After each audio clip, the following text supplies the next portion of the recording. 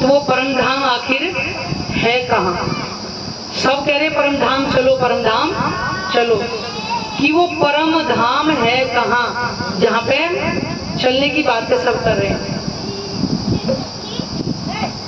तो उस परम धाम के बारे में प्राणनाथ जी अपनी वाणी के माध्यम से बताया। भजन बोला ना, मेरे मीठे बोले साथ जी हुआ तुम्हारा काम, और प्रेमे में मगन होइयो खुलिया दरवाजा धाम।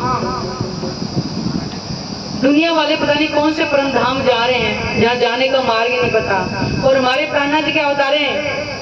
मेरे मीठे बोले साथ जी, पहले हमें अपने अंदर क्या लाना पड़ेगा? प्रेम भाव। प्राणनाथ जी ने क्या कहा? ले आओ प्यार, करो दीदार। तो प्रेम से धाम का दरवाजा खुलेगा, और किसी चाबी से नहीं। हम यहाँ सुंदर साथ जैसे बैठे हैं, अगर एक दूसरे के साथ में प्रेम ही नहीं है, अगर प्रेम प्रेम करते रहेंगे तो उसे प्रेम नहीं होगा। जब तक हमारे दिल के अंदर वो भाव नहीं आएगा, हम तुम एक वतन के अपनी रो नहीं दो, कि हम सब परम धाम के ही रहने वाले हैं। जब हमारे अंदर ये प्रेम आएगा एक दूसरे के प्रति, अपने धनी से प्रेम होगा, तब वो प्रेम का धाम का दरवाजा खुलेगा। कोई कंडीशन नहीं रखी है, केवल अपने अंदर प्रेम लेकर के आओ। तो यहाँ पे प्रेम आएगा कैसे? जब तक हमारे अंदर ये भाव नहीं आएगा कि मैं वो परम धाम की आत्मा हूँ, क्योंकि आत्म भाव लिए बिना प्रेम नहीं, प्रेम की कल्पना भी दूर है। क्योंकि हम क्या करें? जीव भाव में घूम रहे हैं, और जीव के अंदर तो सारे विकार, ईर्ष्या द्वेष किसके अंदर होती है? जीव के अंदर में। आत्मा तो प्रेम का स्वरूप। अभी हम महाराज जी बैठे थे, वो कह रहे जब आत्मा हो जाएगी थोड़ा सा, इनके महाराज जी जीव और आत्मा अलग अलग है। आत्मा तो वैसे ही पवित्र है, जब परमात्मा त्रिगुणातीत है तो आत्मा भी त्रिगुणातीत है। हमें साफ किसको करना है? जीव के अंतःकरण को साफ करना है। तो हमारा धाम का दरवाजा जब खुलेगा, जब हमारे अंदर प्रेम आ जाएगा। प्रेमी में मगन होइयो, वो कह रहे मगन रहना है। हम यहाँ 24 घंटे दिन रात मिला करके रहते हैं। अब वो क्या कह रहे हैं कि 24 घंटे प्रेम में मगन रहियो। कैसे रहेंगे?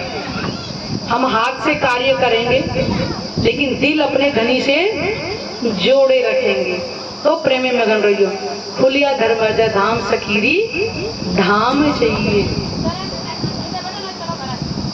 धाम दरवाजा खोलने के लिए हमें आत्मा का श्रृंगार सजना पड़ेगा कि मैं आत्मा हूँ। सुंदर साथ जी, बहुत बड़ी बात है कि जब हम आत्म भाव धीरे धीरे लेके जाएंगे, हमारे जो विकार है ना वो स्वयं निकलते जाएंगे। वरना संसार में कोई ऐसी वस्तु नहीं जो हम लेके मिटा दें, नहीं है।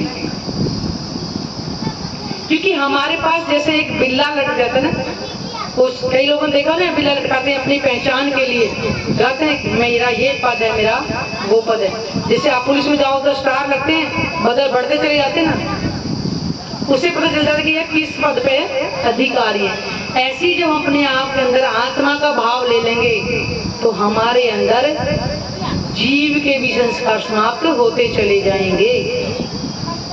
आत्मा तो वैसे ही प्रेम का स्वरूप है। क्यों? क्यों? परमात्मा का अंग है। ये जीव ही अपने आप को आत्म भाव लेकर चला जाएगा।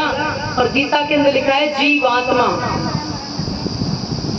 जब जीव को आत्मा का संग मिलेगा, निर्विकार हो जाएगा, संसार की कोई इच्छा, कोई तृष्णा, ईर्ष्या, देश कुछ नहीं बचेगा, तब जीव आत्मा कह सकते हैं उसको।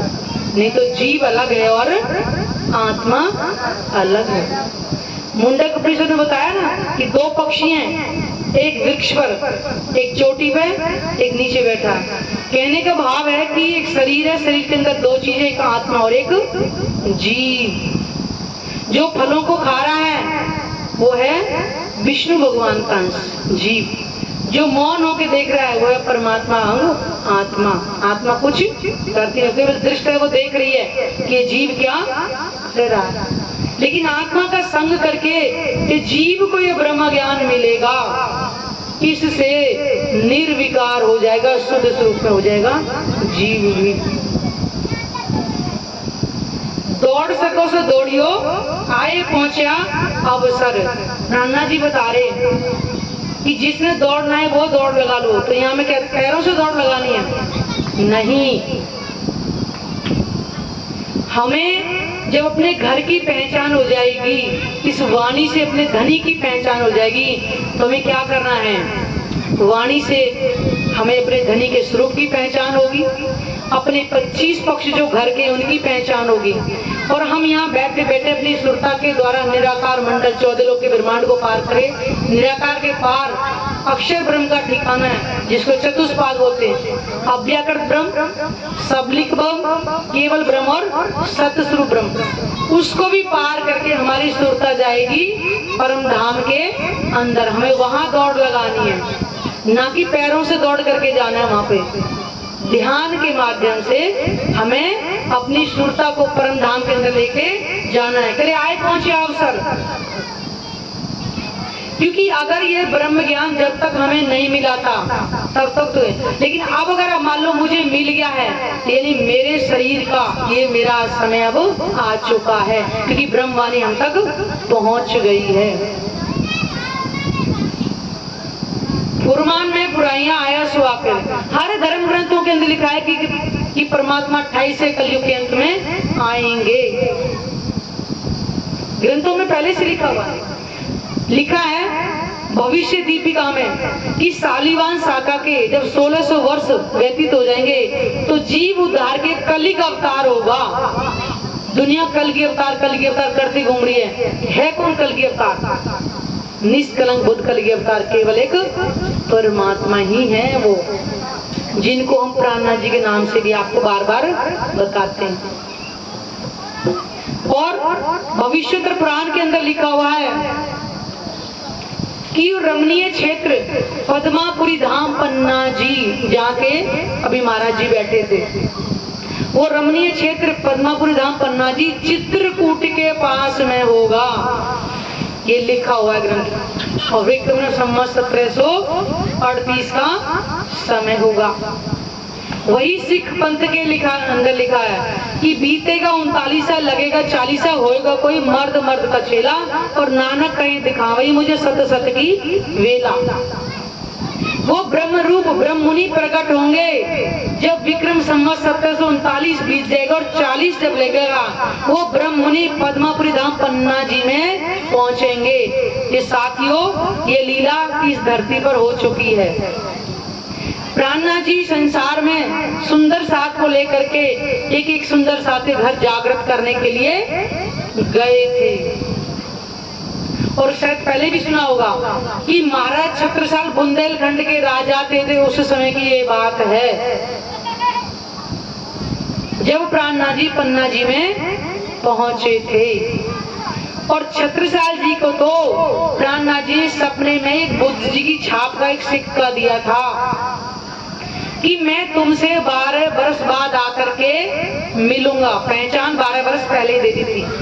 और जब 1740 में जब प्राणनाथ जी वहां पहुंचे थे तो महाराज छत्रसाल जी को दिखाया, क्योंकि उस समय क्या था, औरंगजेब बादशाह का शासन था, मुगल शासन था उस समय। आपस में बहुत ज्यादा विरोध था। जब छत्रसाल जी के पास मौशानिया पहुंचे तो वो छत्रसाल जी उनके दर्शन करने के लिए वहां आए थे, एक शिकारी का भेष बना करके, महाराजा के रूप में नहीं, कि ताकि किसी को पता न चले कि महाराजा छत्रसाल जी। प्राणनाथ जी ने दूर से देख लिया कि शाकुंतल बाई सखी की आत्मा इनके अंदर पहचान लिया था, तो उनको बुला रहे थे कि छत्ता जरा आगे आओ, क्योंकि जिस तन के अंदर परमात्मा की शक्ति उसको दूरबीन की आवश्यकता नहीं है, ये अल्ट्रासाउंड करके देख लेंगे क्या है। उन्होंने देख लिया दूर से ही कि शाकुंतल सखी आई हुई है। उन्होंने अपने पास बुलाया कि छत्ता यहाँ आओ, थोड़े से आगे। होते थे, कहले यहाँ के बैठो। तो उन्होंने कहा कि अब तो तुम पड़े हमारे फंद में। तो पता है छत्रसाल जी ने क्या कहा? ऐसा पूरे ब्रह्मांड में कोई नहीं जो छत्ता को फंद में डाल सके, केवल एक बुद्ध जी के अलावा कोई और ये कार्य नहीं कर सकता है। तो उनका कि क्यों, ऐसा क्या है, क्या पहचान है? अरे देखो ये मेरे गले में सिक्का है, बुद्ध जी का दिया था सपने में, जब उठे तो हकीकत में उनके हाथ में था, और वो सपना उनको याद था, उन्होंने छेद किया और गले में डाल लिया था। जैसे छत्रसाल जी वहां सामने खड़े थे तो प्राणनाथ जी ने अपनी गोदी उठाई और दिखाई कि जरा मिलाना कौन सा सिक्का है। तो देखे कितने सिक्के रखे थे। छत्रसाल जी को पहचान की यही है वो मेरी आत्मा की प्रीतम, जो मुझे 12 वर्ष पहले बता कर गए थे, मैं तुमसे 12 वर्ष बाद आके। सुंदर साधी धरती की, इसी धरती की लीला है, बड़ी आश्चर्य की बात है। प्राणनाथ जी वहां पहुंचे 5000 सुंदर साथ को लेकर के। तो ग्रंथों के अंदर तो पहले से लिखवा दिया गया था, क्योंकि 3 दिन के शिविर में मतलब इतना खुलासा कर भी दिया, फिर भी बहुत लोगों को समझ में आ भी ग्रंथों की, कि हमने क्या आपको बड़े आसान से शब्दों में समझाया, गूढ़ रहस्य नहीं बताया। महाराज जी ने भी आपको कितना दे करके दृष्टांत दे करके समझाया, दूसरे महाराज जी ने भी, और हमने भी आपको धर्म ग्रंथों के आधार पर ही समझाया सारा, ताकि हमें समझ आए कि हमारे ही धर्म ग्रंथों के अंदर सब कुछ लिखा है कि आया सो आखिर। वो पूर्ण परमात्मा अपनी आत्मा को इस नश्वर जगत का खेल दिखाने के लिए इस संसार में आएंगे। मंगल गाइए दूल्हे के, आयो समय श्यामा वर श्याम। हमें यहाँ बैठे अपने धनी की अब पहचान हो गई है, तो इस संसार में हम अपने धनी के प्रेम में ही मगन रहे। मंगल गाइए। जब किसी के अंदर अगर अंदर प्रेम होता है तो उसके चेहरे पे अपने आप झलक दिखाई देती है, और जो बंदा दुखी होता है वो किसी अपने आप पता चल जाता है कि इंसान अंदर से दुखी है। तो अपने धनी के मंगल गीत कैसे गाएंगे? जब हमें अपने घर की याद आएगी, अपने घर धनी के साथ किन लीलाओं में मगन रहते हैं, उन्हीं को हम यहाँ पर याद करेंगे। आयो समय श्यामा बरबर, और नैना बरबर निरखिए। अब उनको नैना बरबर कैसे निरखेंगे? ऐसा तो नहीं है कि हमारे सामने आए और हम पहले नैना से देख लेंगे। वो क्या बता रहे हैं? किस वाणी से उनकी पहचान करिए और एकांत में बैठ करके ध्यान करिए। अंदर के नेत्रों से भर भर करके देखना है उनको, बाहर के नेत्रों से नहीं दिखाई देंगे। इसलिए आपको दो ही चीज बताई जा रही है कि वाणी से उनके स्वरूप की पहचान करनी है और ध्यान से उनके चरणों में सुरता लगानी है। वो चाहे अपना कभी भी हमें अपना दर्शन करा दे, लेकिन हमें प्रयास तो करना ही पड़ेगा। आप लोग खेती करते हो, पहले उसमें हल चलाते हो, फिर उसमें बीज उगाते हो, फिर उसमें पानी देते हो, फिर देखभाल करते हो, फिर कहीं जा करके वो अनाज मिलता है, तो करना पड़ता है ना। और उस परमात्मा को पाना है तो उसके लिए तो हमें कुछ करना पड़ेगा ना। कोई भी चीज अगर हमारे हाथ में आ जाए तो हम इसकी वैल्यू नहीं है, जब हमें उसको खुद कमा करके लाते हैं तो पता चलता है। ऐसे ही जब हम परमात्मा के लिए हम ध्यान में बैठेंगे, कुछ करेंगे, तो हमें अलग से सुकून होगा। अगर आगे सामने बैठे तो पहचान भी नहीं पाएगी। उठ के नहाइए जमुना जी, कीजिए सकल श्रृंगार। उठ के हमें कहाँ नहाना है? ये यहाँ वाली गंगा जमुना में नहीं नहाना है, जो परम धाम के अंदर जमुना जी है। जब हम ध्यान में बैठते हैं तो यहाँ पर बैठे बैठे हम गुम्मट जी, जहाँ मैं मध्य प्रदेश बता रही हूँ, जब प्राणनाथ जी साक्षात विराजमान है अभी भी नूरी तन से, हम गुम्मट जी में प्रणाम करते हैं। इस 14 लोक के ब्रह्मांड को पार करके योग माया के ब्रह्मांड को भी हम पार करते हैं। जब हमारी सुरता परम धाम में जाती है तो, क्योंकि अब पूरा विषय चर्चने का नहीं है, हम किस किस को पार करते हैं, जब ये बहुत आगे का विषय है, तो वहां पे जमुना जी है। वो जमुना जी में जल कैसा है? वो प्रेम रूपी परमात्मा के हृदय से बहता हुआ ही प्रेम है। हमें उसमें डुबकी लगानी है यहीं बैठे बैठे। और वहां पर डुबकी लगा के फिर वहां पे अपना आत्मा का श्रृंगार, यानी हमारी असल आत्मा का जो तन है वो पर आत्मा उसको बोलते हैं, वो पर आत्मा का श्रृंगार सज के जब हम जाते हैं उस मूल मिलावे में जहां हमारी आत्मा के प्रीतम विराजमान है। जो 9 भूमिका वाला खंड पुराण संहिता के अंदर भी वर्णन है कि 9 भूमिका वाला खंड है, ग्रंथों में पहले से वर्णन है। हमें उठ करके अपनी सुरता को उस जमुना जी में लेकर के जाना है। इस जमुना जी में पाक ना होइए पानी चाहिए अरस का जल, और नहाइए आपके जमाल में तब होइए निर्मल। इस संसार के पानी से तो केवल हमारा शरीर शुद्ध होता है, और हमें क्या शुद्ध करना है? अपना अंतस्करण। तो हमें उस जमुना जी में यहीं बैठे बैठे डुबकी लगाने, कीजिए सकल श्रृंगार और परातम का श्रृंगार सज करके सात संबंधी कि हम सब ब्रह्मात्माएं इस जमुना जी में झील रही हैं। उस जमुना जी के अंदर पकड़म पकड़ाई की रामते तक खेलते हैं। यही तो साथियों वो आनंद है जो महाराष्ट्र में खेला था आत्मा और परमात्मा में। वो वैकारिक बुद्धि से सोचने वाला ज्ञान नहीं है, तभी तो राजा परीक्षित नहीं सुन पाए, तो उन्होंने टोक दिया था सुखदेव मुनि को।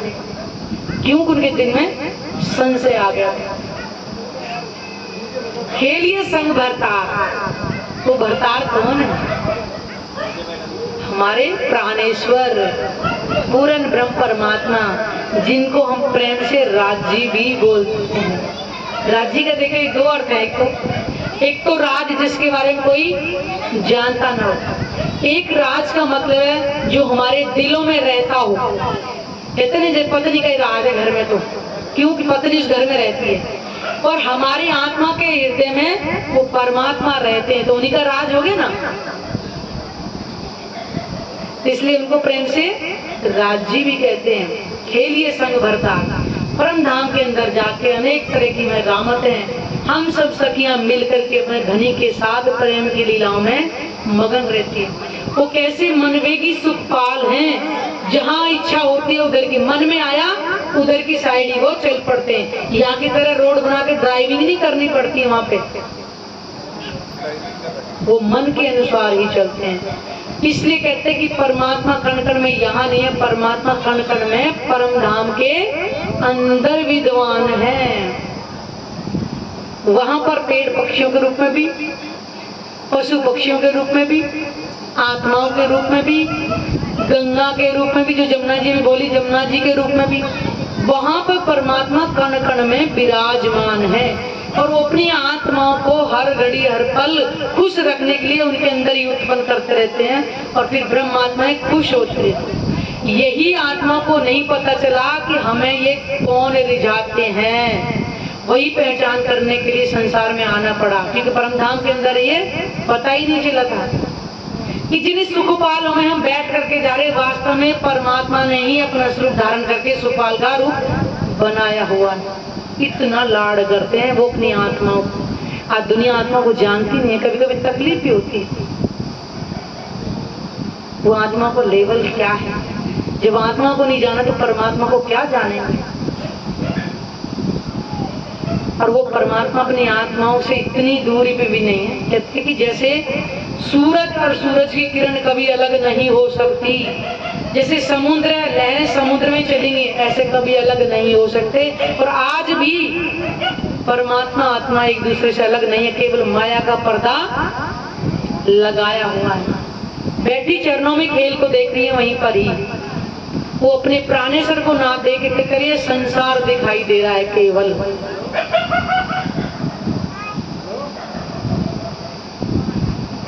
महामत कई मलपतियां आओ निज वतन।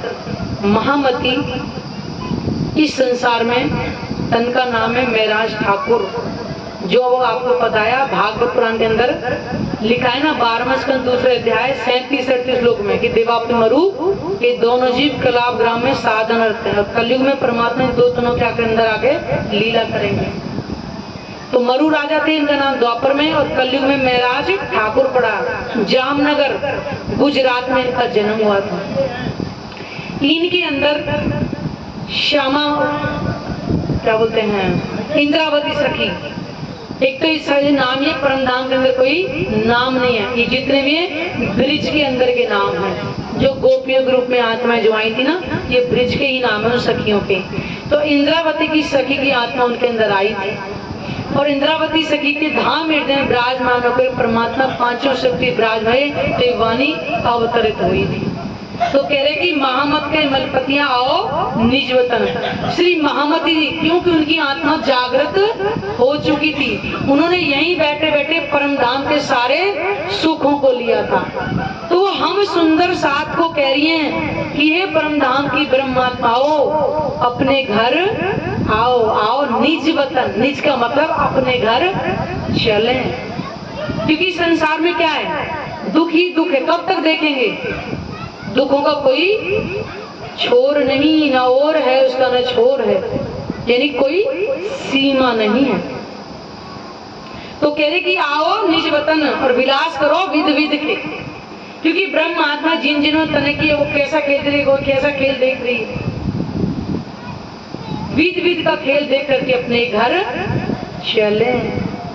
यहाँ पे ब्रह्म आत्मा है, कोई गरीब घर में है, कोई बहुत अमीर घर में है, कोई गांव में है, कोई शहर में। परमधाम के अंदर परमात्मा ने आत्माओं को पहले ही बोला था, जिस संसार में तुम खेल देखने के लिए जा रही हो, वहां पर ना तुम एक दूसरे को पहचानोगी, ना तुम मुझे पहचानोगी। सबकी बोली भाषा, रहन सहन, खान पीन सब कुछ अलग हो जाएगा।